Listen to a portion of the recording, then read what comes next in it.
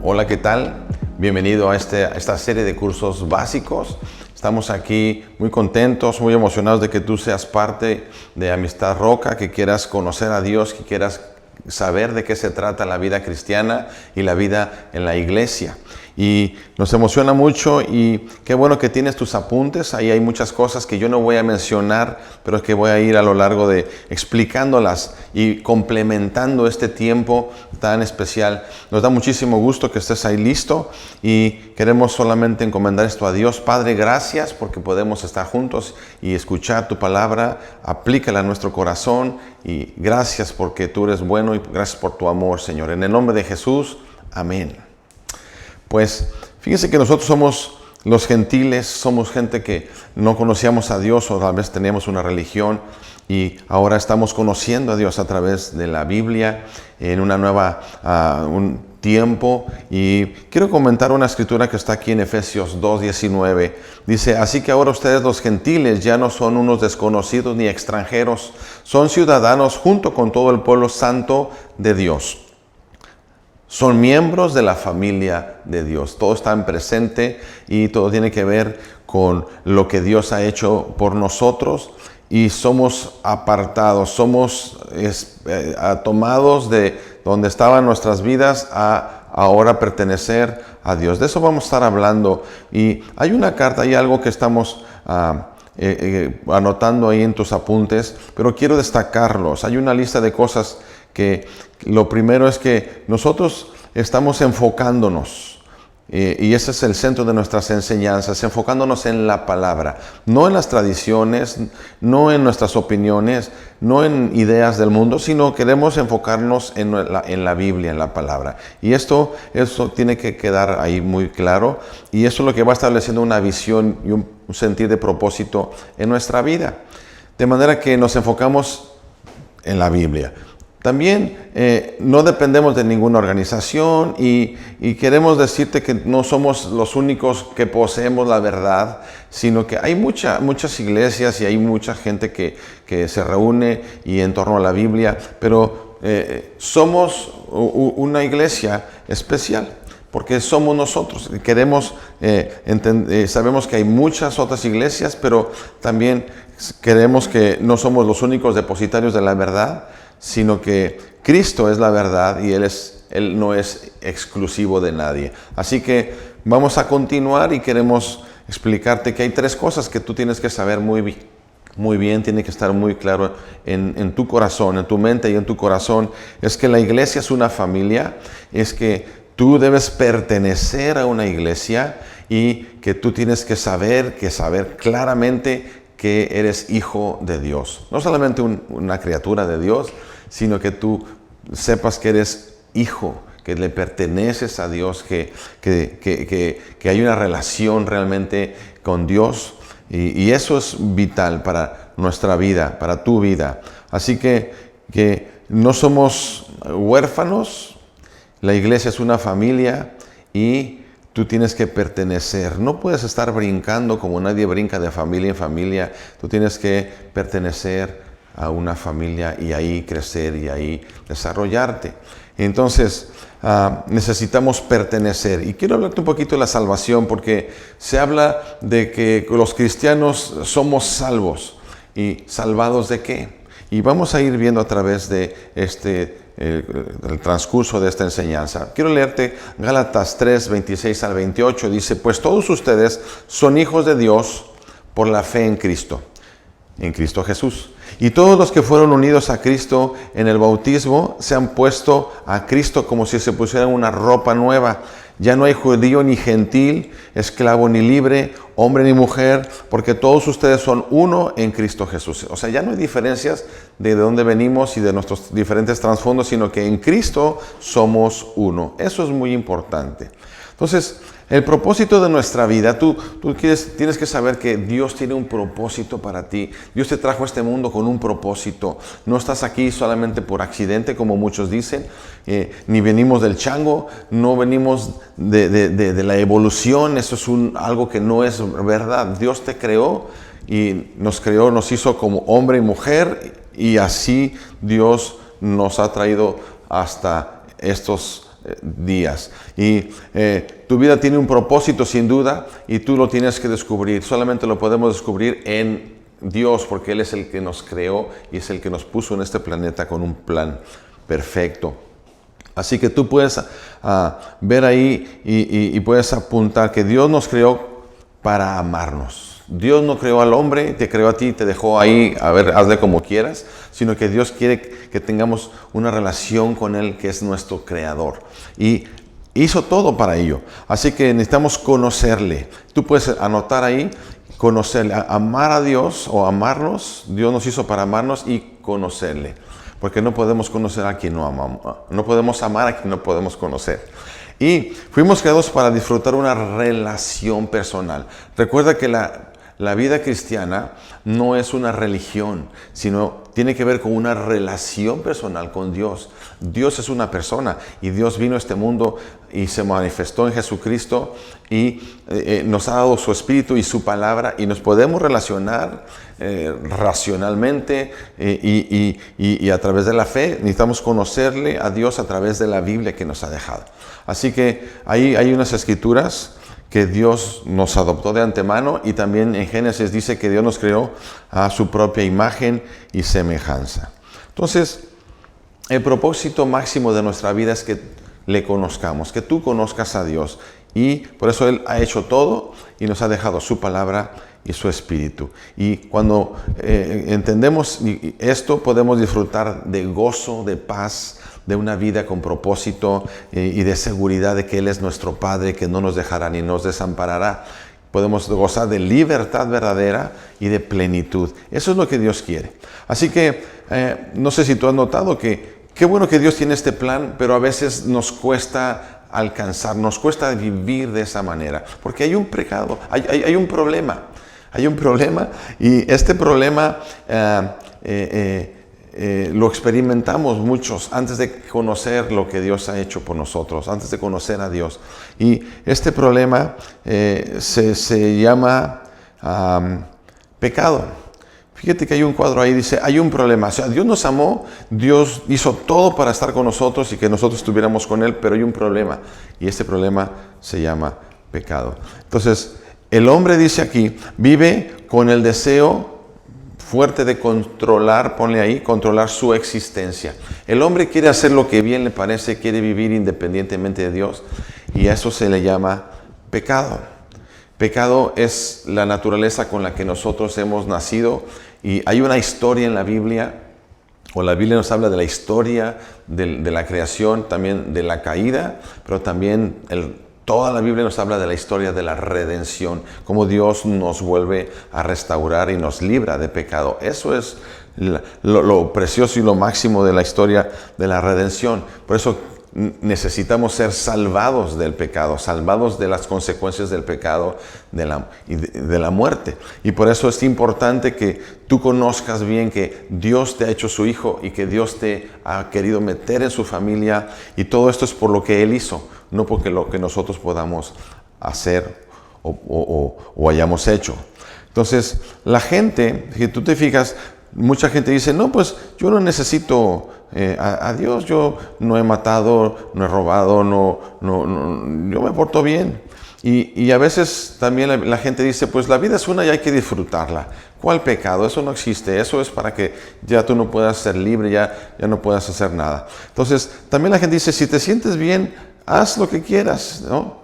¿Y qué importa lo que digan, verdad? Y también hay gente que dice que yo hago lo que se me pega la gana.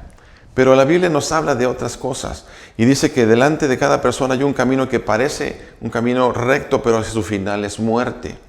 Y también dice que todos nosotros hemos nacido con una naturaleza de pecado.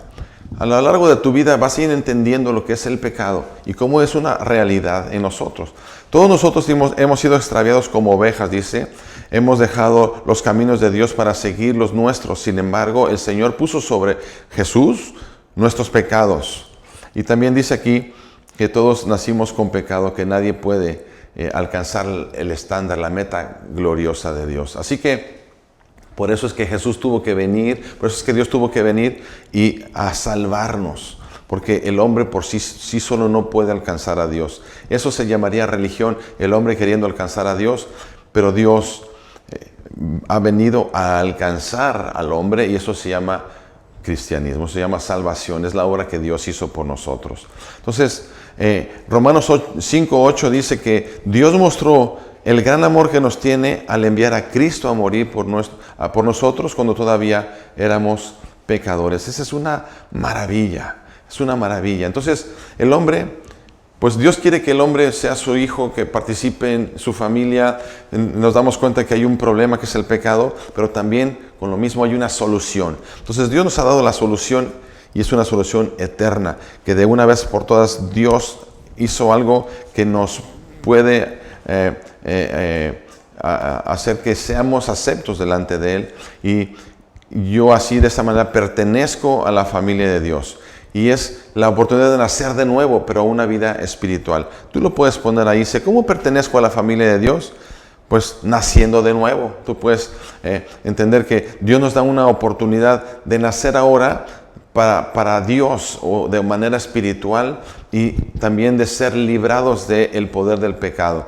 ¿Cómo encuentro la salvación de este pecado? Con arrepentimiento y fe. Y estas son dos cosas que necesitamos para entrar a la familia de Dios y pertenecer a la familia de Dios. Hay unas escrituras que están ahí en Juan y también en Efesios 2, 8 y 9. Dice que es un regalo de Dios, la salvación. Lo que Dios hizo por nosotros es un regalo porque nadie puede hacer nada que alcance el estándar de Dios. Pero Juan 3, 5 y 6 habla de una vida espiritual a la que Dios nos quiere meter y que hay que nacer del Espíritu o de una manera espiritual donde podemos ser perdonados, donde podemos recibir la vida eterna a través de la fe, esa paternidad de Dios sobre nosotros con legalidad y poder entonces disfrutar de una relación personal con Dios, no de una religión. Entonces, fíjate lo que dice ahí, que es muy importante en el recuadro con negritas. Nuestra relación con Dios solo se restaura a través del nuevo nacimiento. La salvación se obtiene no por lo que nosotros hacemos, sino por lo que Jesús hizo por nosotros. Ya lo hizo a través de la redención, de su resurrección, de la muerte y resurrección de Jesús. Entonces, no todos somos hijos de Dios. Dice aquí, somos creación, pero no hijos. Cuando somos hijos de Dios, legalmente Dios nos adopta y somos registrados en el reino de los cielos. Y entonces dice aquí que los que creyeron en Él y lo recibieron les dio el derecho de llegar a ser hijos de Dios. Entonces, eso es bien importante, porque eso tiene que ver con tu convicción. Dios ha puesto en ti esa hambre, ese deseo, y queremos que sepas después que una vez que tú crees, que sigue mucho más, pero por lo pronto tienes que saber que tú eres hijo de Dios. Así que aquí es, checa tú en tu corazón si crees verdaderamente y creo que Dios está dispuesto a ponerlo en tu corazón. ¿Qué sigue? Y hay algo que es muy importante, que es muy típico de los cristianos, que es el bautismo. Y el bautismo es algo que Jesús nos mandó y vamos a estudiarlo, vamos a verlo aquí.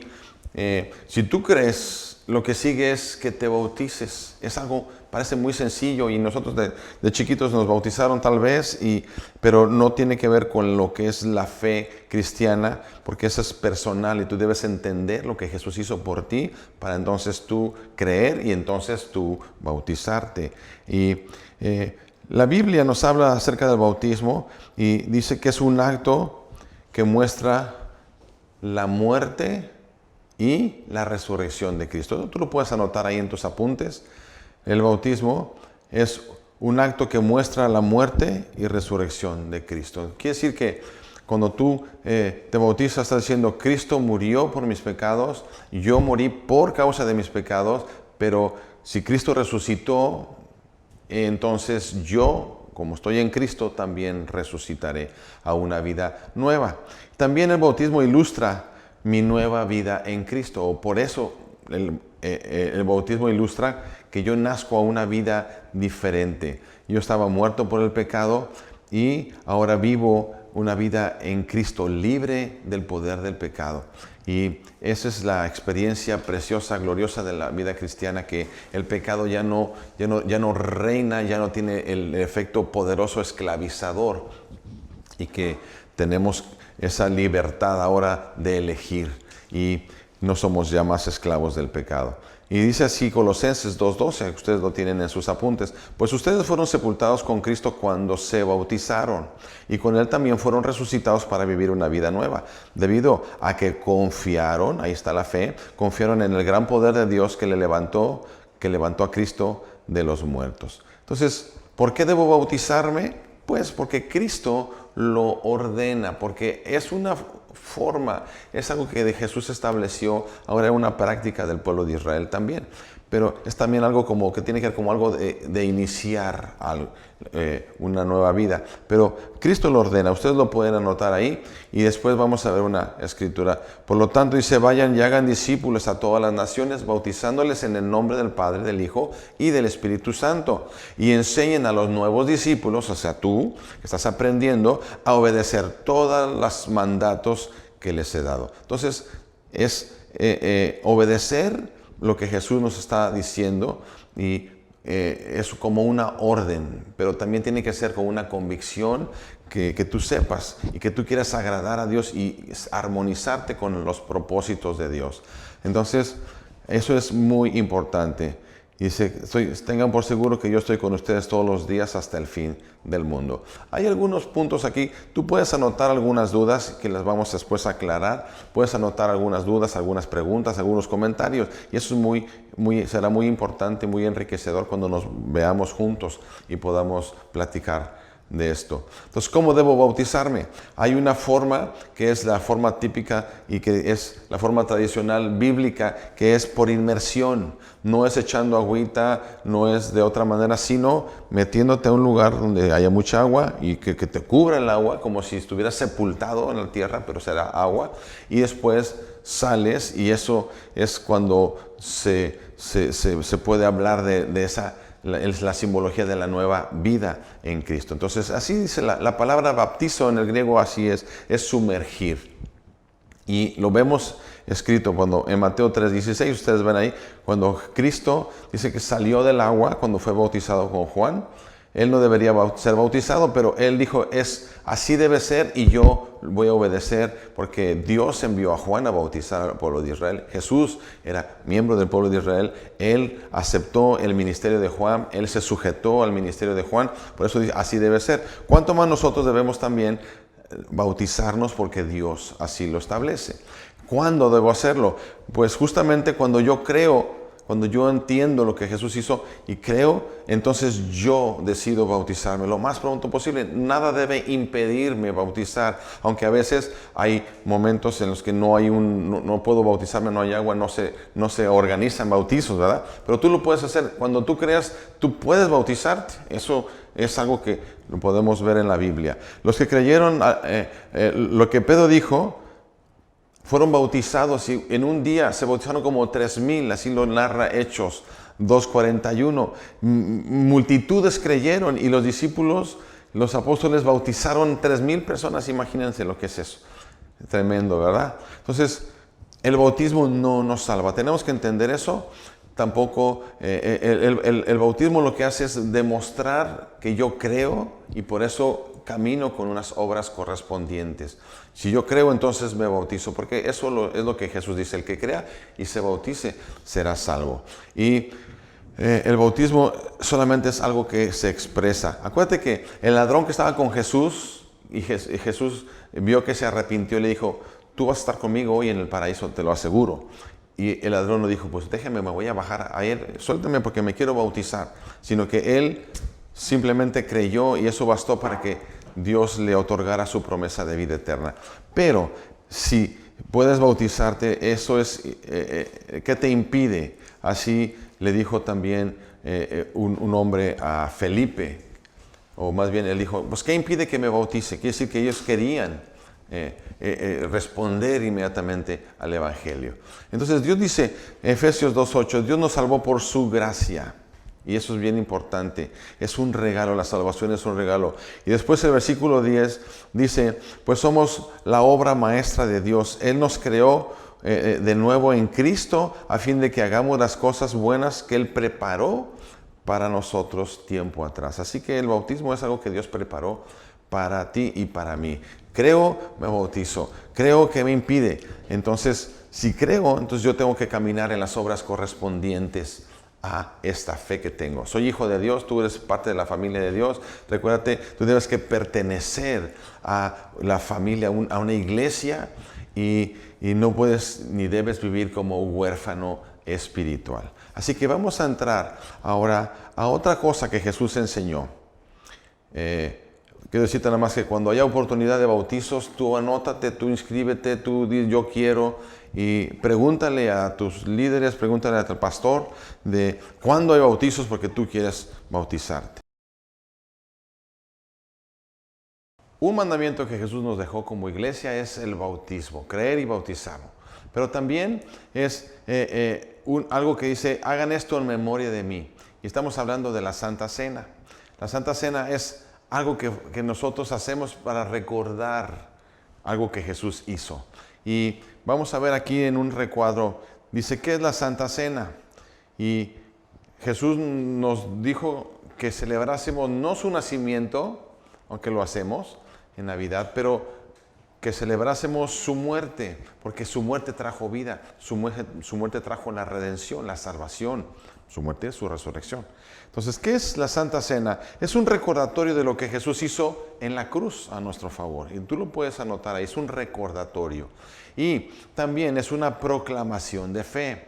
Y eso quiere decir que cuando estamos celebrando la Santa Cena, estamos reafirmando nuestra fe y estamos aún compartiendo nuestra fe. Cristo murió por nuestros pecados, pero resucitó para librarnos de ellos, de Él. Así que dice, en la noche que fue traicionado, el Señor Jesús tomó pan y dio gracias a Dios por este pan. Luego lo partió en trozos y dijo, esto es mi cuerpo, el cual es entregado por ustedes. Hagan esto en memoria de mí. Recuérdeme en mi muerte, yo di mi vida. Y el pan es algo que nosotros participamos, es un pan que partimos para comerlo, por eso le decimos la Santa Cena.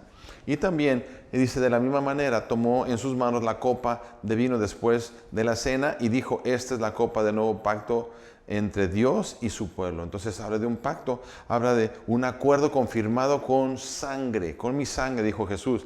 Hagan esto en memoria de mí todas las veces que la beban. Debemos recordar. Entonces recordamos que Jesús vino, siendo Dios, vino a morir por nuestros pecados, a sufrir por nuestros pecados, para librarnos a nosotros. Entonces cuando celebramos la cena, debemos estar seguros de que hemos recibido este beneficio, que Jesús nos ha librado de nuestros pecados, nos ha perdonado. Y tenemos que mantenernos preparándonos, mantener nuestro corazón libre de las consecuencias del pecado mismo. Entonces, ¿quién debe tomar la Santa Cena? El que ha creído. Y acuérdate que si tú has creído, has aceptado a Jesús y su obra, has reconocido tu pecado, has reconocido también que tú deberías estar muerto por tus pecados y yo también, y que Él al resucitar nos dio vida, y entonces tenemos que haber creído. Entonces solamente aquellos que han creído y se han bautizado son los que podrían tomar la Santa Cena, participar de esto. Y además habla de esa obediencia progresiva. Si yo no me he bautizado, me debería preguntar por qué no. ¿Qué me impide? ¿Se acuerdan? Entonces yo participo ahora. Debo prepararme. Y aquí dice, ¿cómo me preparo para participar de esta celebración? Debo autoexaminarme. Y hay una escritura ahí que es algo de lo que estábamos leyendo. También debo confesar mi pecado. Tengo que ser sensible a Dios y reconocer si estoy haciendo algo que no le agrada a Él. Y también tengo que dedicarme a Dios, tener una actitud de entrega, de obediencia, de compromiso con Dios. Está en Romanos 12:1. Y también restaurar a cualquier relación que yo tenga, cualquier problema, cualquier conflicto con alguien. Yo debo cuidar mis relaciones personales. Así que tú lee ahí esas porciones y deja que la palabra te hable, y debemos entonces cuidarnos al participar la Santa Cena. Fíjate lo que dice aquí: por lo tanto, cualquiera que coma este pan o beba esta copa del Señor en forma indigna, quiere decir que no estoy checando mi vida, no estoy cuidando cómo estoy espiritualmente, entonces es culpable de pecar contra el cuerpo y la sangre del Señor. Y nadie quiere hacer eso, ¿verdad? Por esta razón, cada uno debería examinarse a sí mismo antes de comer el pan y beber la copa. Muchos no quieren, muchos dicen, yo mejor no participo. Pero si no participas, entonces no estás, te secas. Es como si no participas, te excluyes. Y si te excluyes, te secas. Entonces, si te acercas y lo haces sin pensarlo, sin cuidar tu vida, entonces es peligroso, dice, tienes que tener cuidado. Entonces por eso dice, yo no participo, pero si participo, entonces pues, también es peligroso. Entonces lo que tengo que hacer es cuidar mi vida espiritual y arrepentirme de mis pecados y arreglar mi vida delante de Dios. La frecuencia con que se realiza la cena del Señor depende de si tú deseas llevarla a cabo personalmente en tu casa, tú puedes hacerlo, o también cuando se organice a nivel de la iglesia. Así que es es una experiencia que tú debes participar. Si no lo has hecho, tú tienes que participar porque vigoriza, reaviva tu espíritu, la presencia de Dios nos envuelve, nos abraza porque somos su familia y recordamos lo que Él ha hecho por nosotros por amor. Hemos visto que somos parte de la familia de Dios y que si creemos debemos obedecer cuando menos dos cosas que Jesús nos ha dicho como iglesia, que es bautizarnos y la Santa Cena. Pero también cuando somos parte de la familia de Dios, también Dios quiere que sepamos qué debemos hacer y para qué soy cristiano y también para qué es la iglesia. Y vamos a tratar de ver que la iglesia tiene un propósito y yo como cristiano también tengo un propósito, no solamente es algo religioso. Entonces quiero hablarte de nuestra visión o de lo que Dios quiere que nosotros veamos, que es su visión. Y hemos dicho que Dios nos creó para amarnos, entonces quiero primero definirla y luego vamos a ver de dónde obtenemos esta visión. Y lo primero que te quiero decir es que nosotros estamos aquí en este planeta para amar a Dios. Como personas, como familia de Dios, también. Y también tenemos que, como familia, pues amarnos. Y también yo debo amar a mi prójimo. Y otra de las cosas que conlleva todo esto es que yo puedo entonces amar a las demás personas y puedo compartir de Cristo. Este es el propósito de mi propia vida. Si yo conozco a Dios, yo amo a los demás y puedo compartirles de lo que Dios ha hecho en mi vida. Eso es como algo natural que sale de un corazón agradecido, de un corazón que ha disfrutado la vida de Dios. Entonces, la visión o el propósito es algo muy importante porque nos da rumbo, nos da dirección, nos quita el aburrimiento o la religiosidad, sino nos da un propósito y una certeza de que nosotros tenemos un significado en la vida, tenemos algo que hacer que es muy importante y es caminar también de acuerdo con el plan de Dios. Dios amó a todo el mundo y ama a tus vecinos y ama a la gente que te rodea y ama a las demás personas que somos parte de este cuerpo, de esta familia de Dios. Así que el origen de nuestra visión, tú lo puedes ver aquí en este recuadro, hay tres departamentos y hay tres escrituras. Pero tomamos la visión de lo que Jesús nos enseña, de la palabra de Dios. Entonces, amar a Dios tiene que ver con lo que Jesús dijo en Mateo 22, 36 al 40. Dice, ama al Señor tu Dios con todo tu corazón, con toda tu alma, con toda tu mente. Este es el primer mandamiento y el más importante. Todo depende de qué tanto amamos a Dios. Y amar a Dios es hacer su voluntad, es conocerle y obedecerle, obedecer sus mandamientos. Esto me capacita para el segundo paso, vamos a decir, o el segundo aro, o amar al prójimo. Porque si yo amo a Dios, entonces Él me dará la capacidad de amar al prójimo. El segundo mandamiento dice, ama a tu prójimo como a ti mismo. Ahí mismo, ahí está en esa misma porción de la Escritura. Y esto es lo que tiene que ver con la iglesia, con las relaciones personales en tu vida y en la iglesia.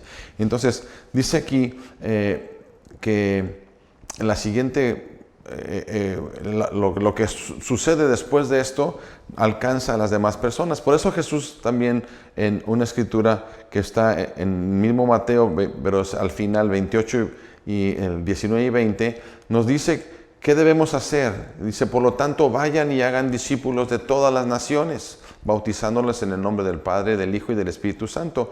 Enseñen a los nuevos discípulos a obedecer todos los mandatos que les he dado y tengan por seguro esto, que yo estoy con ustedes todos los días hasta el fin. Entonces, amamos a Dios, amamos al prójimo y salimos a compartir a las personas que nos rodean, y hasta el último lugar, el más lejano, podemos compartir y enseñar. Aquí hay muchas cosas que podemos sacar de estas escrituras, pero lo importante es que la podamos entender en tu mente y en tu corazón. Es amar a Dios, y eso me trae la capacidad de amar al prójimo, y después eso también me impulsa a compartir de Cristo. Podemos ver que amar a Dios es adoración perfecta. Tú amas a Dios y eso es una entrega, es obediencia y eso es adoración. Y también amar al prójimo es servirle. Entonces no podemos amar sin servir al prójimo, sin dar. Y por eso la iglesia es el mejor lugar donde tú puedes, en tu familia, pero en la iglesia, que es la familia de Dios, la familia espiritual, tú aprendes a amar a Dios y a servirle. Y como iglesia también podemos ser un impacto a la sociedad. Tú como persona, tú puedes impactar a otros hablándoles de lo que Jesús ha hecho en tu vida. Y también debemos aprender, dice, enséñeles a guardar todas las cosas. Entonces, ese es nuestro trabajo, esa es nuestra visión como iglesia. Nuestra visión nos permite estar en unidad, trabajar y servir como una sola familia, no como un equipo y un solo cuerpo y una sola iglesia. Acuérdate que hay muchas iglesias, pero somos una sola iglesia para Dios. Así que dice 1 Corintios 1:10. Amados hermanos, les ruego por la autoridad de nuestro Señor Jesucristo que vivan en armonía los unos con los otros, que no haya divisiones en la iglesia. Por el contrario, sean todos de un mismo parecer, unidos en un pensamiento y en un propósito. Esto es básicamente lo que nosotros debemos aprender. Por eso le hemos puesto básicos a esta serie de enseñanzas. Puedes volver a escucharla, puedes repasarla, porque pronto vas a saber que nos vamos a reunir y vamos a poder comentar juntos tus dudas, tus preguntas. Así que repasa y deja que la palabra de Dios penetre en tu corazón. Que Dios te bendiga y nos vemos en las próximas.